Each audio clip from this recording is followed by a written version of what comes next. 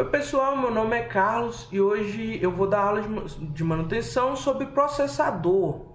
Aqui é o processador. O que é um processador? O processador é basicamente o cérebro de toda a máquina, do computador, do mouse, é ele que vai mandar os comandos, igual o nosso cérebro. Do mesmo modo que a nossa mão funciona, ele vai mandar para os equipamentos. Vai vir o cérebro mandar o comando para a mão que vai funcionar. Já o processador vai vir, pegar o comando e mandar para o mouse e receber as informações que o mouse manda de volta. Então, esse é basicamente o que é um processador. Ele é o cérebro. Se for pegar um cérebro, basicamente esse é o que toca o computador, o que faz ela funcionar e ter as informações. Agora eu vou para a definição técnica. O que é um processador na definição técnica? Ele é uma unidade de processamento, CPU. Então, ele é parte do sistema computacional, ele fica lá na placa-mãe. Depois vai ter uma foto lá onde ele fica, na placa-mãe. Ele que manda as instruções para cada parte do computador, para executar as coisas, para fazer matemática básica. A lógica, entrada e saída de dados do computador passa por ele para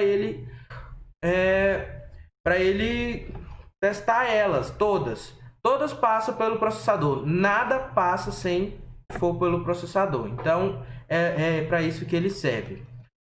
Vamos lá. O que é um processador e quais são suas funções? O processador é considerado o cérebro do computador. Como eu disse, ele é o cérebro. Ele manda em tudo. O motor do equipamento.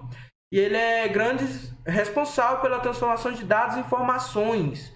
Como assim? Ele vai receber dados e vai mandar como informações para as outras peças.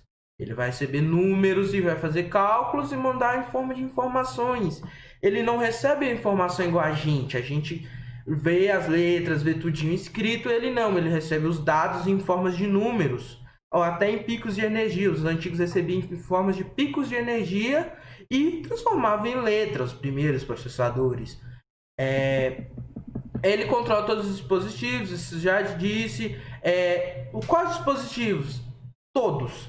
Ele envia informação para as memórias, monitores, impressoras, mouse, teclado, tudo que precisar ele mexe. O processador ele tem capacidade e tamanhos. Quanto maior for sua capacidade, maior será seu desempenho, a agilidade na execução das tarefas, entre outros. Quais partes dos processadores? Vou falar agora das partes do processador. Ele é composto por 4 componentes, 4 partezinhas dentro do processador básicas. O C, que é a unidade de controle, ela controla o funcionamento da ULA, que eu vou falar mais tarde, que é a unidade lógica aritmética. E da memória, o cérebro eletrônico. Ele está classificado para resumir o funcionamento de um processador. No entanto, a unidade de controle é a que mais próximo de um cérebro dentro do processador. Ela que mais parece um cérebro. Ela é responsável também por distribuir e organizar as tarefas, transferir informações de entrada para a memória e da memória para a saída. O LA, unidade lógica aritmética, é um circuito que se encarrega de realizar operações matemáticas requisitadas por determinado programa. Tipo assim, o programa precisa de uma informação. Ele não vai receber ela escrita, ele vai receber ela em forma de numerozinhos que vão ser convertidos e transformados em informações para essa parte. Processadores atuais possuem outra unidade para cálculo conhecida como unidade de ponto flutuante. Essa, por sua vez, serve para trabalhar com números enormes, muito números, de 64 a 128 bits, por exemplo. São números enormes. Para você fazer 128 bits em números é muito, muito grande. É quase impossível para um humano. Então, isso aqui é muito grande. Registrador. Ela é contida no CPU. Registrador é um tipo de memória com uma pequena capacidade, porém muito rápida. Ela é utilizada para temporário, para usar durante o processamento, registrar um topo de hierarquia de memória. São considerados meios mais rápidos, mais caros, porque é difícil de fazer, de armazenar um dado. Por isso que ele é tão pequeno, porque ele é caro, difícil. Memória manejamento de memória. Ele é responsável por coordenar a memória, o funcionamento. O processador só é rápido se a memória RAM acompanhar ele.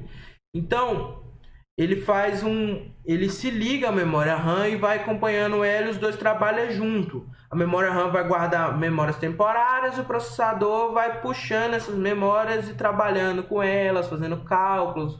É isso, matematicamente falando, é isso. Agora vamos falar o lugar que fica o processador, que eu falei para vocês, aqui é o socket. O socket é o lugar na placa-mãe que vai receber a memória, olha lá. Tem vários modos, dependendo da geração, vai mudando a forma do processador, da marca, vai mudar a forma. Então, inclusive para quem for montar um computador, tem que tomar cuidado muito com isso. Normalmente os processadores, cada um tem seu socket, sua forma de montar. Não é qualquer um que vai colocar, não é qualquer geração que você vai colocar lá que vai funcionar. Entendeu? Há algumas características. Todo processador vai ter essas características. Clock é a velocidade de processador. Ela é calculada em gigahertz, se você for ver lá. Os gigahertz são indicações aproximadas de quantos cálculos o processador pode fazer cada segundo. Quanto maior o número, mais cálculos o computador é capaz de realizar por ciclo. Mais rápido será seu computador. Ou seja, o clock é o tempo que demora para ele fazer uma função, para ele fazer um cálculo, para ele rodar um programa. Então, isso aqui é o tempo. Clock, até em inglês, é relógio, tempo. Então, já tira daí o tempo. Cores. Aqui fala core, não é cores. Eu já errei muito isso, mas aqui é core e é o núcleo do processador. Existem processadores core e multicore, ou seja, processadores com um núcleo e com vários núcleos na mesma peça, no mesmo processador. Isso vai variar da marca, da qualidade, entendeu? O cache. Cache é a memória tipo auxiliar, que faz diminuir o tempo de transmissões de informações. Porque ele não vai precisar puxar a informação lá do HD, lá da memória RAM, não. Quando ele usa muito informação, ele vai deixar guardado dentro do processador que está bem próximo e puxa. Então, isso aí é para diminuir o tempo de processador, de rodar programas, rodar essas coisas. Potência. A potência do processador ela é medida em watts. É a quantidade de energia consumida por segundo. Quantos watts o processador tem? Isso eu vou mostrar mais daqui a pouco no mesmo slide.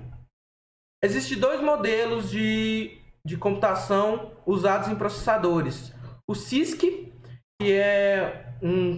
que significa computador com um conjunto complexo de instruções, usados em processadores Intel e AMD. Ele possui grande conjunto de instruções. Explicando o meu modo, assim, ele vai ter programas programados para dar instruções. Ele vai passar instruções certinhas e programadas. Ou seja, cada componente do computador vai ter instrução guardada dentro do processador para ser executada. Ou seja, ele vai ter muitas funções guardadas lá dentro para ser executada. Aqui, fala até que tipicamente centenas de execuções. E também tem o modo RISC, que é um conjunto reduzido de instruções. Ele é usado por processadores PowerPC, da Apple, Motorola e IBM. São essas empresas que usam esse tipo de processador. Ele é um conjunto pequeno de instruções, ou seja, dezenas de instruções implementares diretamente em hardware. Ou seja, as instruções dele não ficam no processador, ficam pequenas partes que precisam funcionar, que ficam dentro do processador. Normalmente essas instruções vai para onde? Vai no mouse ou no teclado. Por isso que os componentes da Apple, por exemplo, só funcionam na Apple. Porque as instruções para ele funcionar, para ele ter continuidade, fazer a função dele, está dentro dele. Então, se você pegar um da Apple e tentar usar na Intel, não vai funcionar de modo algum. E também tem os microprocessadores, que eles são menores e são outras partes, não é o processador central. Exemplo dele, tem o processador digital de sinais, que ele é usado para mandar sinal de áudio e vídeo. Normalmente isso é usado em CD, DVD ou videogames. Até videogames usa isso porque ele precisa mandar áudio e vídeo, ele manda sinais. Então ele não processa dados igual o processador normal. E os microcontroladores são processadores relativamente flexíveis, de relativo baixo custo. Ele é baixo custo de fazer e são usados em projetos pequenos, de tamanho pequeno, para facilitar conversores AD embutidos. É um conjunto de instruções próprias para comunicação digital através de algum protocolo específico. Ou seja, alguma placa pequena, pequenos trabalhos, pequenas coisas. Então ele não é para rodar um computador, não é para fazer todas as funções. No máximo uma instrução que fica dentro dele em certo componente. E tem a GPU, que é o processamento gráfico, unidade de processamento gráfico. Ela é normalmente usada nas placas de vídeo para fazer uma computação gráfica, para mostrar graficamente. Então ela é específica para isso. Propósito geral dedicado. Aqui, vou falar isso aqui é um termo técnico, normalmente vocês não vão entender, mas se quiserem saber eu vou falar. Durante o processo de desenvolvimento do design de um processador, uma das características que se leva em conta é o uso dele em seu destino. Processadores gráficos, controladores, por exemplo, tem o mesmo fim que um processador central, ele não tem o mesmo fim. Então, processador gráfico e controladores são diferentes. Ou seja, na hora de fazer, ele falou, vamos fazer diferente. Ele vai pegar e fazer de uma certa forma. Ele é usado para funções diferentes, então não precisa ser o mesmo processador. É outro processador. Aqui é para tirar as dúvidas. Vamos falar sobre as linhas de chip Intel. Por que eu vou falar sobre a Intel agora? Porque a Intel é a maior marca de processador. Tem outros, mas ela é maior e a mais comum de se ver. Tem um Core i3, i5 e i7. Mas esse aqui são os comuns que eu estou falando. Existem vários processadores com vários nomes diferentes. A maioria dos fabricantes de computador usa Intel. Ele usa essas aqui, ó, Intel i3, i5 e i7. Porque é mais fácil, mais barato, custo-benefício. Então é isso. Aí como vocês viram aqui, ó, i5, i3, i7, eu vou explicar aqui, ó. São linhas diferentes, ou seja, Intel e Core, se você quer uma explicação curta e diferentes números, vão lá. i3 é o mais básico, ele é basicão, então i5 é intermediário, que são para usos mais para quem quer jogar, para quem quer fazer uma computação gráfica, para quem quer fazer uma imagem, editar um vídeo. O i5, o i7 é o mais completo possível, que ele é para jogo, para computação gráfica, para cálculo, para tudo que precisar. E o i9 é o top de linha que tem tudo junto. Ele tem basicamente tudo que os outros têm. Ele é o melhor em tudo. Quanto maior o número, mais poderoso é o componente. Assim. Mas tem diferença também, porque tem gerações. O i3, i9, i5, esse nome normalmente é para falar sobre os núcleos. Porque assim, o i3 normalmente ele vem com 2 núcleos a 4 de processamento. E o núcleo, como que eu falei, ele guarda informações e manda informações. Ou seja, quanto mais núcleo, vai fazer o serviço dobrado, triplicado e quadruplicado. Quanto mais núcleo, mais rápido vai ser. Então, o i5 e o 7 já vem com 6 a 8 núcleos. Ou seja, 6 ou 8 vezes mais rápido que um processador normal. E o 9, ela ultrapassa 18 núcleos. Ou seja, mais de 18 núcleos nessa geração atual. Na próxima geração pode ter mais núcleos ainda.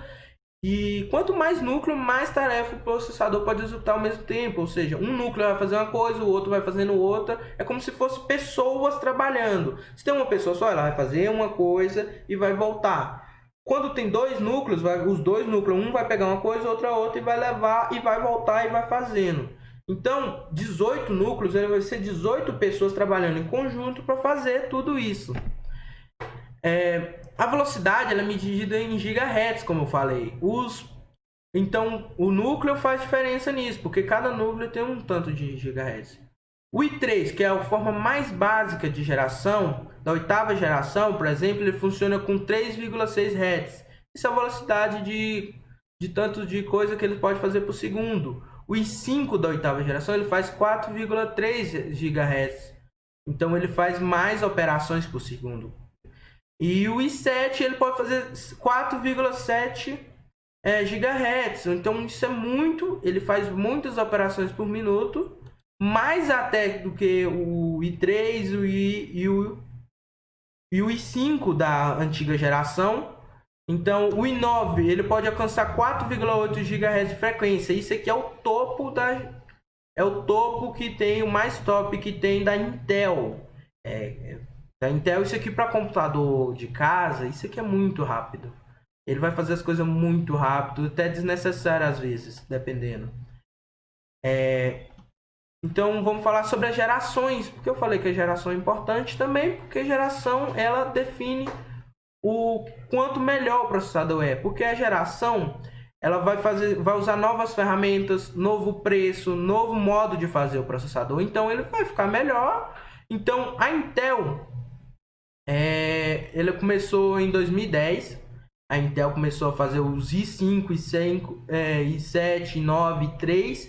Eles começaram em 2010 e até hoje já tem 8 gerações. Agora, nesse tempo que eu estou gravando o vídeo, já está lançando a 10ª, ou seja, tem a 9ª e já está lançando a 10ª geração. Então são 10 tipos diferentes de fazer os processadores, cada vez melhor, mais rápido. Então isso muda muito com o tempo. Como que eu vou ver a geração? Normalmente vai estar escrito lá assim, Intel Core i3 e vai ter um número.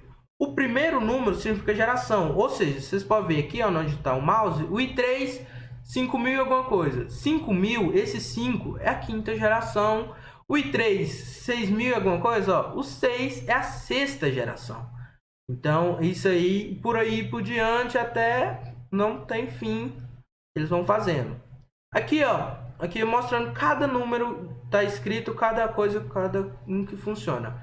Porque o três significa linha básica, o 6 em azul aqui significa 6ª geração, e aqui o modelo em roxo, ó, modelo, e aqui o U, ele significa Ultra Low Power. Você tem que ver isso também, porque isso aqui, cada um ele é usado para quê? Esse aqui é a função mais básica que existe, então ele vai funcionar super devagar, o poder dele vai ser super devagar.